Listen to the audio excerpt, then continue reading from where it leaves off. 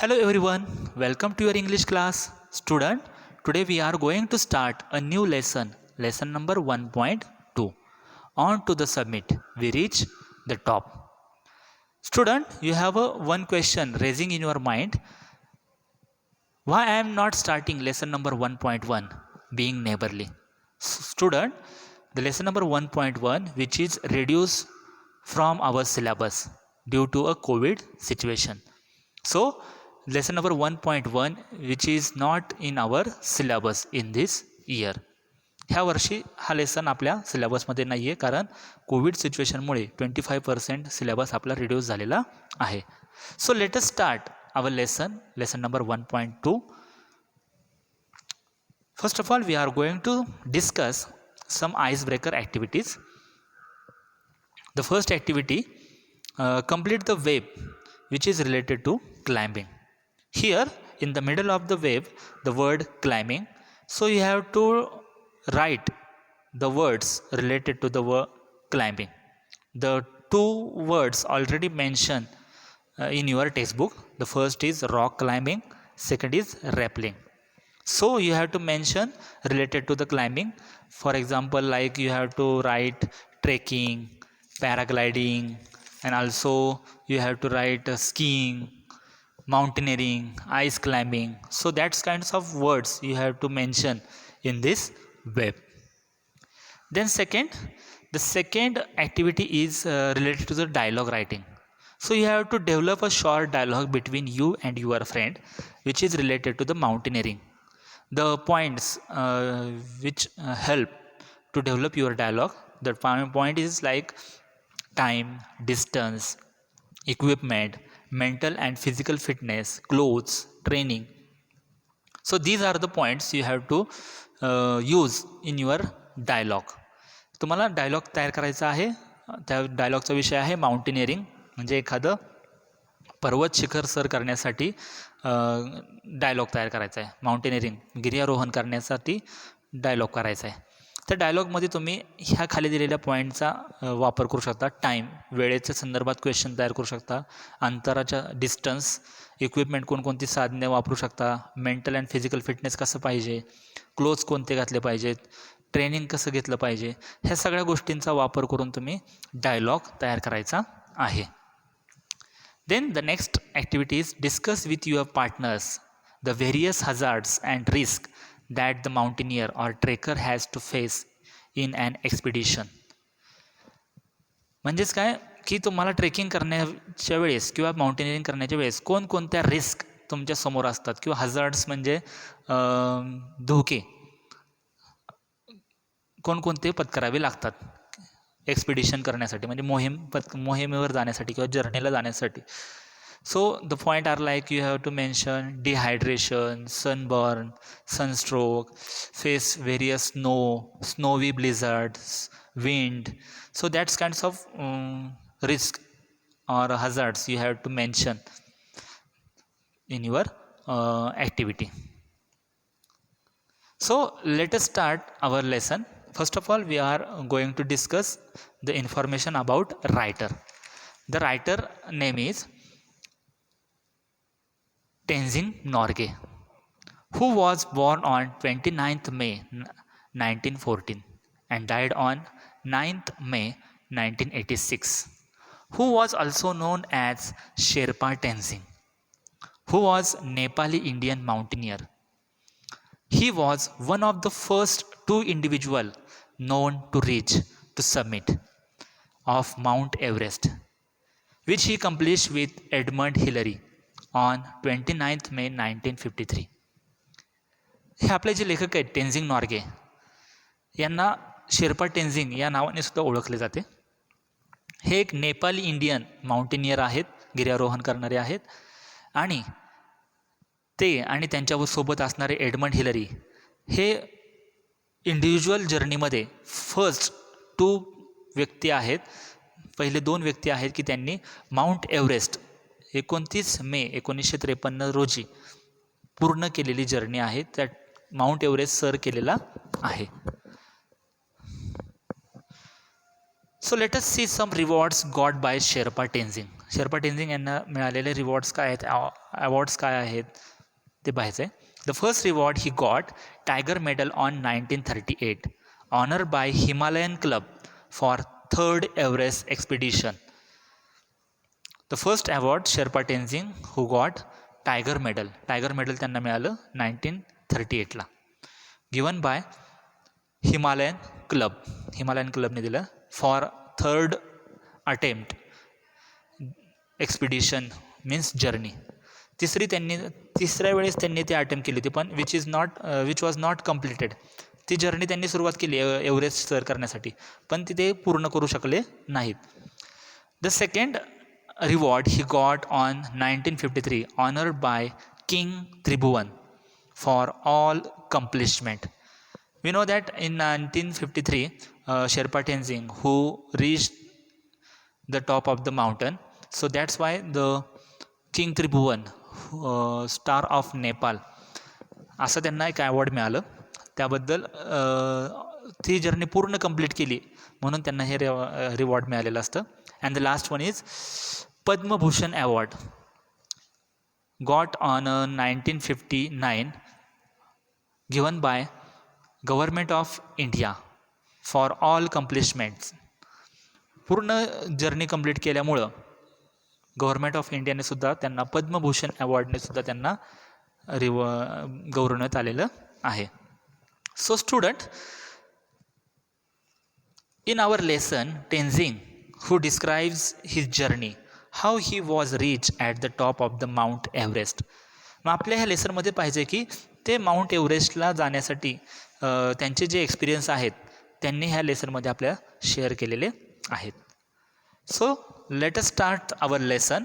On to the summit we reach the top. Here the word summit means the place, the top place of the mountain, म्हणजे सर्वोच्च शिखर, त्याला आपण म्हणतो summit. So let us start. Sherpa Tenzing, he started his story when they left the camp number 9 on Friday. He journey ह्या लेसनची आपली सुरुवात होते कॅम्प नंबर 9 पासून. So what is mean by camp?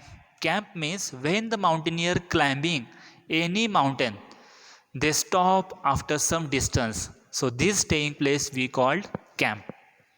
प्रत्येक माउंटेनियर काय करतो, काही पर्वतावरती काही अंतर पार केल्यानंतर एका ठिकाणी थांबतो. त्या थांबण्याच्या ठिकाणालाच काय आपण म्हणतो camp. So our lesson start with camp number 9. आपलं लेसन 9 नंबरच्या कॅम्पपासून सुरू होतो. So Tenzing and Edmund Hillary, both of them who left the camp 9 on Friday. It was last stop. So Tenzing decided to get top on this day. He thought, whatever happened with me, but I reached to the top. Whether if I die. He was not afraid of death. So both of them began their journey early in the morning. They alternate their place and climb towards top of the mountain. जेव्हा हे दोघांनी Edmund Hillary आणि शेर्पा टेन्झिंग यांनी camp number 9 फ्रायडेला सोडला आणि पुढं ते चालले होते. It was a last stop, हा त्यांचा लास्ट स्टॉप होता.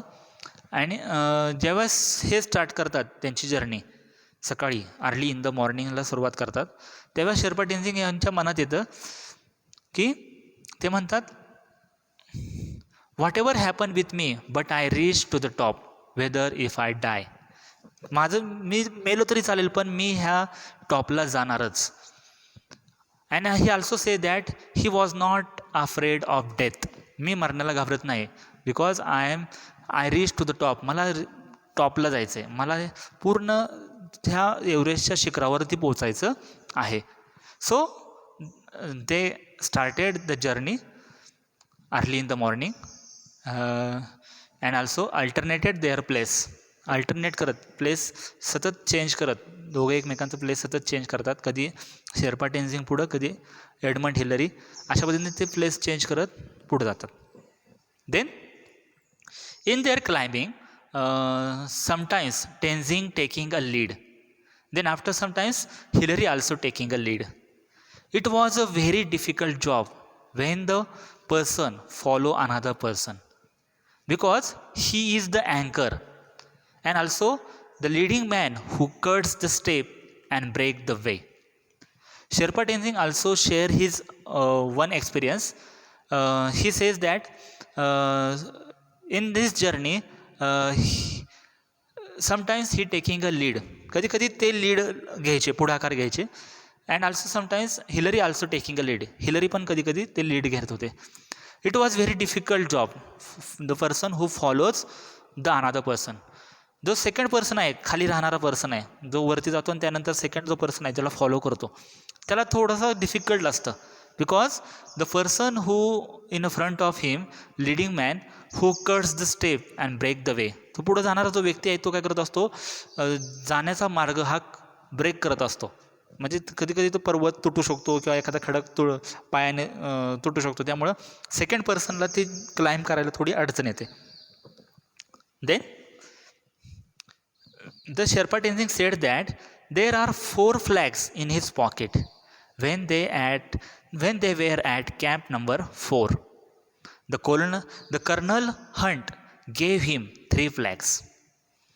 शेर्पा टेन्झिंग म्हणतात माझ्या खिशामध्ये 4 फ्लॅग आहेत, 4 झेंडे आहेत. when they were at camp number 4, Colonel Hunt gave him 3 flags, those of Britain, United Nations and Nepal. Colonel Hunt यांनी कॅम्प 4वर असताना त्यांना 3 फ्लॅग दिले होते. The flags are like Britain, United Nation and Nepal. 3 flag कुठले होते आधी? पहिले ब्रिटनचं होतं, नेपाल आणि United Nation. And colonel Hunt said to Tenzing, when you and Hillary reach to the top of the mountain, then you have to put all those flags on the top. आणि त्यांनी सांगितलेलं असतं, कर्नल हंट यांनी, की ज्यावेळेस तुम्ही त्या शिखरावरती पोचाल, mount एव्हरेस्टवरती, त्यावेळेस हे 3 फ्लॅग लावायचे वरती गेल्यावरती. Then Tenzing told to the colonel Hunt, I was carrying Indian flag with me, the 4th number flag. Give me the permission to put the Indian flag also on the top. Then Colonel Hunt who gives him a permission to put the Indian flag on the top. Sherpa Tenzing colonel Hunt यांना request करतात की माझ्याकडे Indian फ्लॅगसुद्धा आहे, हा 4th नंबरचा जो flag आहे तो, प्लीज मला परमिशन द्या की हा फ्लॅग मी वरती घेतल्यानंतरनं हा पण फ्लॅग ह्या 3 इतर फ्लॅगच्या बरोबर लावणार. त्यानंतर कर्नल हंट त्यांना ते परमिशन देतात आणि वरती गेल्यानंतर 4th नंबर फ्लॅगसुद्धा तू लावायचा अशी परमिशन देतात. Then after 1 hour climbing, they across the south face and started up with a west side. त्यानंतर ते साऊथ साईड पूर्ण करतात, दक्षिणेकडची साईड पूर्ण केल्यानंतर then they turns towards the west side. तर वेस्ट साईडला म्हणजे वेस्ट पश्चिमेकडे सुरुवात करतात. It was very difficult for them climbing because there are a steep line of rock, and also when they cross these steep line of rock, the only snow covered incline in their way, and then finally they reach to the top. त्यांच्या ह्या waste साईडला ज्यावेळेस ते turn होतात त्यावेळेस त्यामध्ये steep line of rock म्हणजे खूप खडकांची घसरडी लाईन त्यांच्यासमोर होती.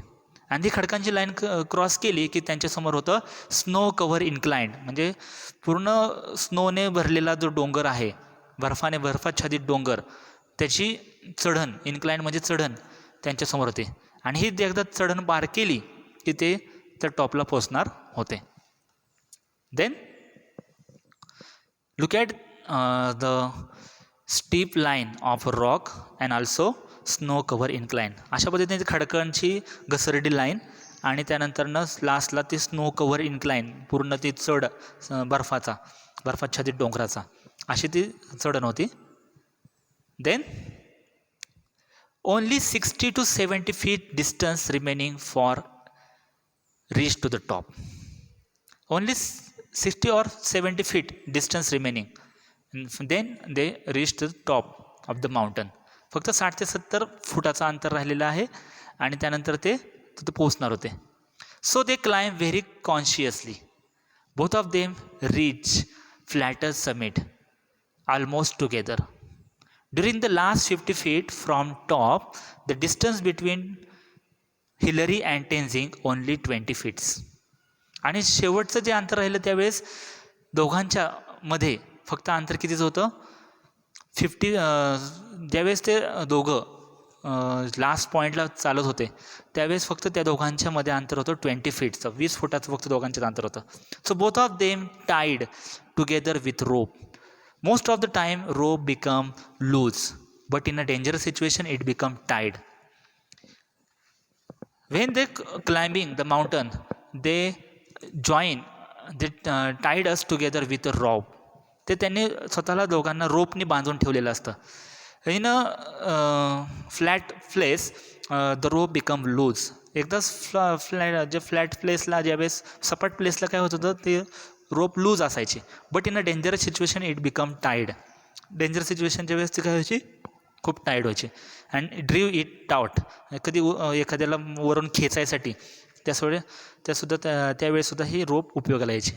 So look at the picture and you have to know that the distance between the two person. दोघांच्यामध्ये फक्त कितीचं अंतर आहे. Then according to the Sherpa Tenzing, the rope was a symbol of teamwork. They are not two individual person, they are just like a team. ते म्हणतात की हा रोप जे आहे ती आम्ही वेगवेगळं असण्यासाठी नाही आहे, तर हे एक कशाचं प्रतीक आहे तर एक टीमवर्क. स्वतः दोघांनी आम्ही टीमवर्क केलं म्हणजे एक एकत्र येण्याचं हे जे प्रतीक आहे. They are not two individual person according to them. त्यांच्या दोघांच्या मते आम्ही वेगवेगळे नाही. We are a team member. आम्ही एक काय आहोत, एक टीम मेंबर आहोत.